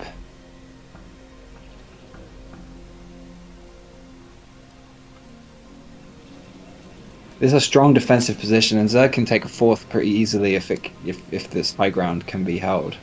Well, the 4th base is on the way, but it's... Oh, he's going over there. Yeah, you're right. That is interesting. I wonder what the thinking is there. Just distance from the Protoss, maybe? Because I suppose, yeah, there is this path from Protoss's high ground. You know, if you go, there's a little channel which would lead up to that 4th, and it's quite that's not too far from the rally point, whereas that's going to take quite a while to get to for any units. But he's really right about to scout it with a DT, so that's going to hurt. That base is not long for this world. I wonder if he'll wait for drones or if he'll just go for it.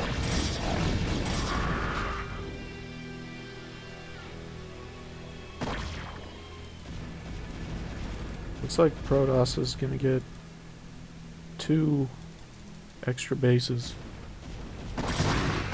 Oh yeah. Very confident as well, right under the Overlord. You love to see it. But that's fair enough. I mean, you know, this army doesn't look that strong. Decent number of storms though. 8 kills on one of the High Templars.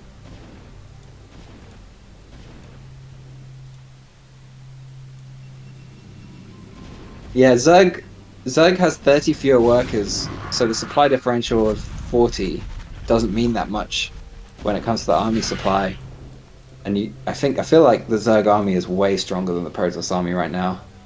The Stark So it Templar could is be. killing drones at the Zerg's 4th base. Yeah. Oh, good. So he did wait for drones. Interesting.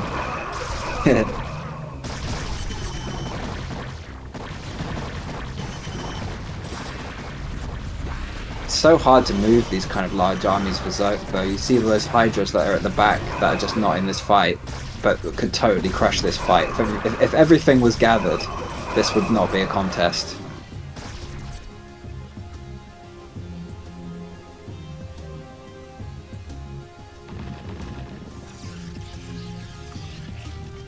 Hive is on the way. A DT. It's not even. I don't think he's even paying attention. I think Just the like leave it DT's there. just on hold position.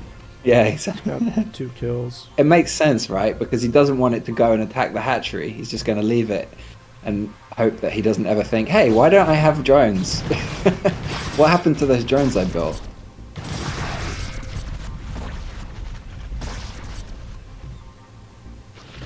Maybe I'm finally going to see a Zerg that wins late game by playing this 5-hatch Hydra after Spire style today. This looks like a pretty strong performance. As you were saying, there's a lot of idle Zerg units in the middle of the map. He's starting to bring them in. But it's just so hard to... I mean, I think it's possible that the answer to this is control groups. It doesn't look to me like there's more than even 2 control groups of Hydras there that are not being used, you know, and if you just had split them onto 2 control groups beforehand so that you could call them up. I think Slardar really wants to take control of Protoss's high ground, but Yeah. I don't know. Oh yeah, that's the dream. How impactful that will be with Protoss already expanding on other parts of the map. Although it's interesting the way. Oh, you go. Yeah, he hasn't started his 5th Nexus, and his 4th Nexus has no probes, so I don't know. Yeah, but my guess is he's happy with the number of probes he has, and he's just going to transfer, right? So he's just like setting up for moving his existing probes. But are they just going to walk over 1 million lurkers? No, it looks like they're going to be alright. But I also like the way he's doing this preemptively at the other main, like laying out a shit ton of cannons before he even puts the Nexus down. It looks like he's finally wised up to the Dark Templar, but he's sent a group of Hydras with no Overlord over, which is not the solution to this problem.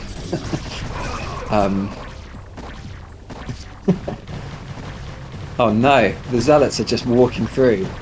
See ya. I don't know if that's the call, actually. Maybe you kill a few drones, but...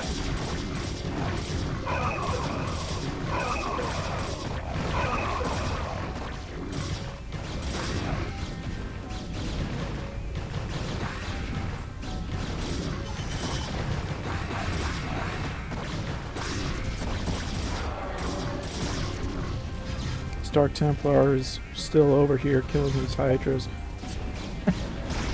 It's funny because he obviously must have realized that it was happening, but then used an imperfect solution. And now that line of Zealots is coming.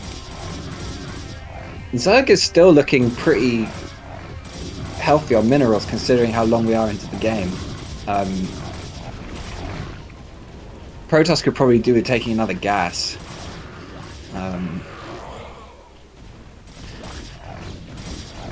I think But Zerg really needs more drones.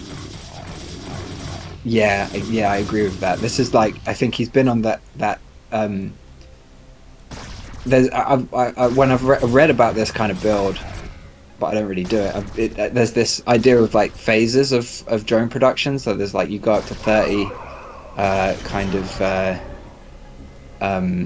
before your first kind of serious wave of hydras, then you go up to 45 a couple minutes later, and then you're supposed to, a couple minutes after that, think about the 11-12 minute mark, try and push more for like 50-55. And I feel like we got stuck at the second phase, and then we've lost some by building stuff. But this is still a really strong army that Zerg is fielding.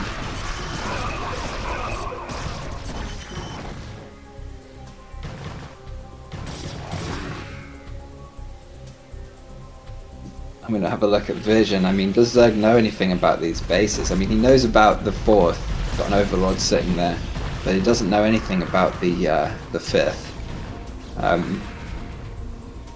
Also, we've had Hive for a long time, and we've got a Defiler mound, but I haven't actually seen any Defilers, or have I just not been paying close enough attention? Yeah, I've not seen any either. I feel like that could be good, you know, a Plague would... But even then, I think he might just eat this army.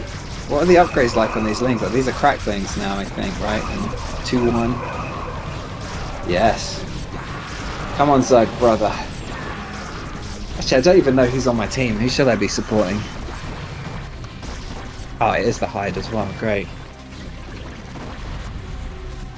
Oh no, not great. What am I talking about? +1 melee attack almost done for Zerg. A Dark Templar in production for Protoss. Wonder what he's thinking with that. Maybe it's good just to force overlords onto the map. Make sure you keep them honest, you know.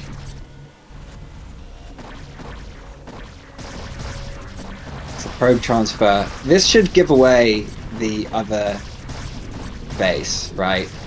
Like, those probes aren't just going over there for fun. Yeah, but I don't think Zerg can really do anything to that base. There's so many cannons. There's High Templars with full energy. So, yeah.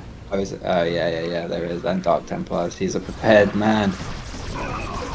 But he did catch a lot of the probes on the way over, which is a big win.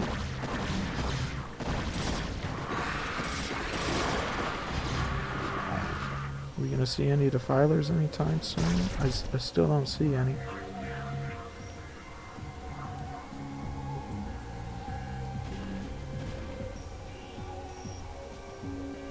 Consume is just now starting, so that Defiler mound has been going for a while. But you know, it's fair enough when you're dealing with so many things. It's hard to remember. I always struggle to remember to just use Defilers, like every step of the way.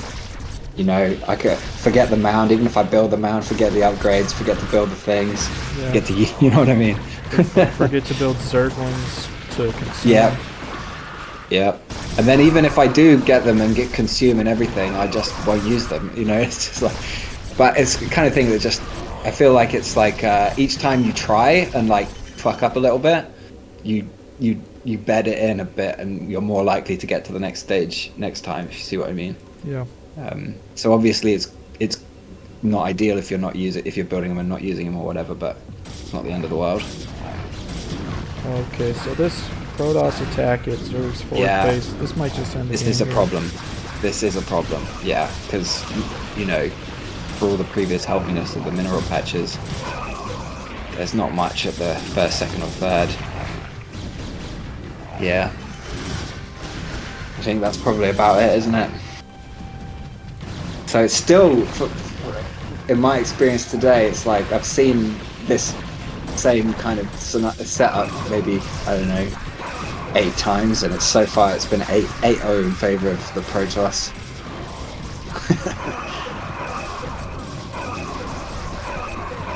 There's a Defiler, 2 of them, 3 of them, but I don't think they're going to do much.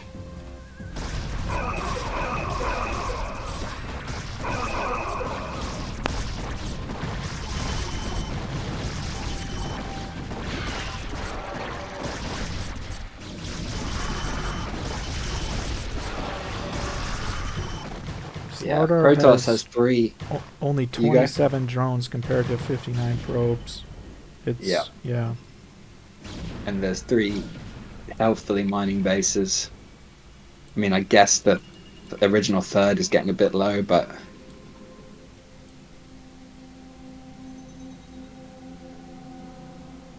like, is there any way that Zerg could do this? I don't know. I mean, it's already. I think it's also one of those matchups where in the super late game, Protoss is favored because they have a lot of units that can, you know, um, do a lot of damage for little money. You know, Reavers, Archons, even Dark Archons. Protoss sending out 3 Dark Templars from his 5th base. Yeah, that's a strong play as well because that's gonna go around the line of Zerg units.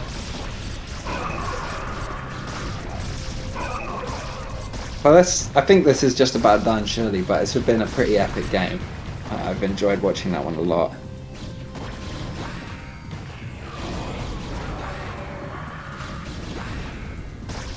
You can see Zerg minerals just kind of barely trickling in.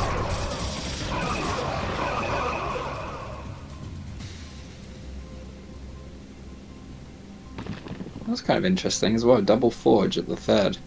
I wonder why that's there. These Dark Templar have made it all the way into the main, but they will get trapped.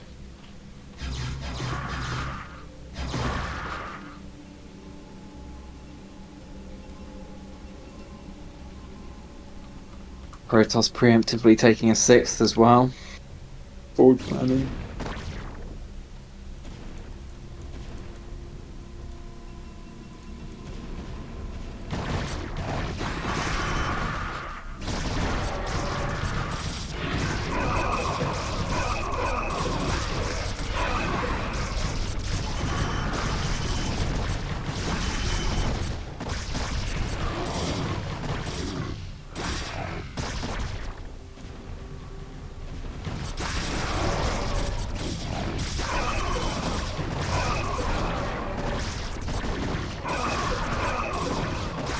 No minerals left, and that's got to be that. GG.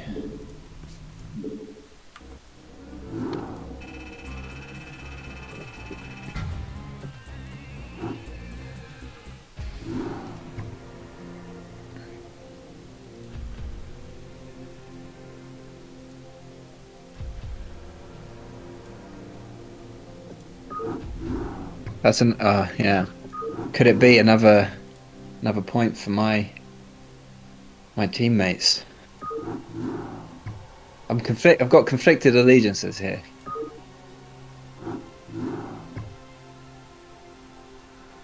Oh, whether to support Zerg or your team? Yeah, exactly.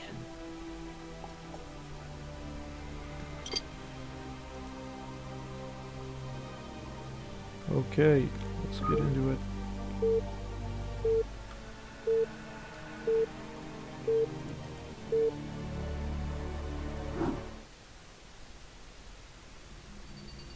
Right, in the top left we have the blue Zerg, Slardar, Kebab Lord, and in the bottom left we have the red Protoss, the Hide.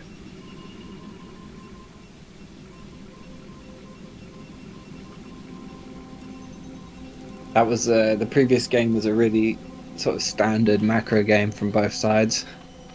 Maybe we'll see some tricks, spice it up a little bit.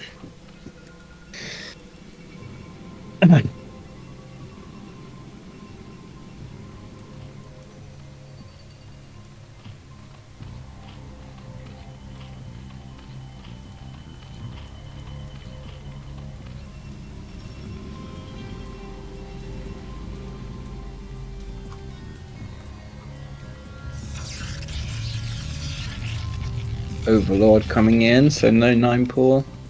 Looks like it's going to be a Forge expand from the Hide, so no tricks just yet.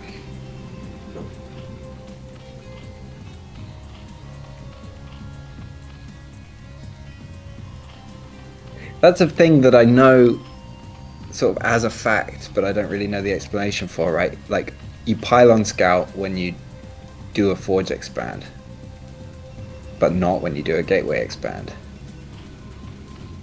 I've seen people talking about that, you know, like on other casts and stuff. They'll just be like, oh yeah, this is a forge expand. And sure enough, this one is a forge expand. Or like if you don't see a pylon scout, they'll assume gateway expand. But why is that? I guess maybe partly it's like, if you're forge expanding, first of all, you're not going to have a zealot going out to scout for you anytime soon. Second, you might get a cannon rush off on some maps, so you might as well send a probe out, have a look, see what's going on. Maybe there's a 12 hatch. I don't know if there's any better reasons. Maybe someone in the chat can tell me.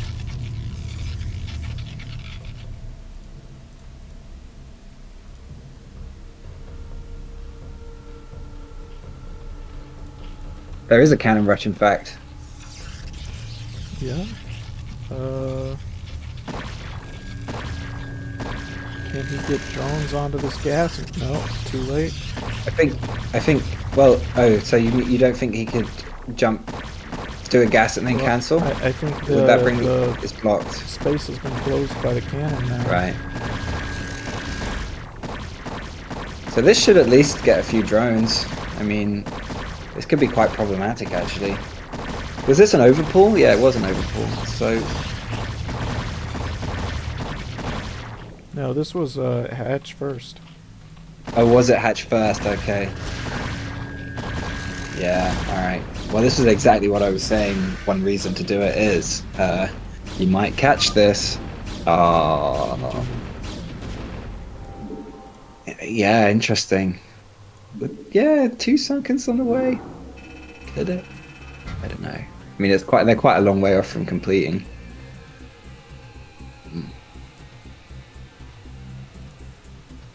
All right. Well, where does that leave us then for the total tier 1 scores? Is that 2 all? Is that 2 apiece? Bardson one, and the Hyde one, right? And then yeah. And Gabagoon and Green won, but Needle Light got a walkover. So the final score is 3-2 in favor of Needle Light. Too bad. All right. Well, they were good games. Trying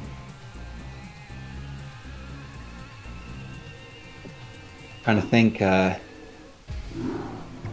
think probably the one that I enjoyed the most was the second to last one. Yeah, that was probably the best game we saw today. Yeah. Yeah, there was a lot of fun stuff going on there.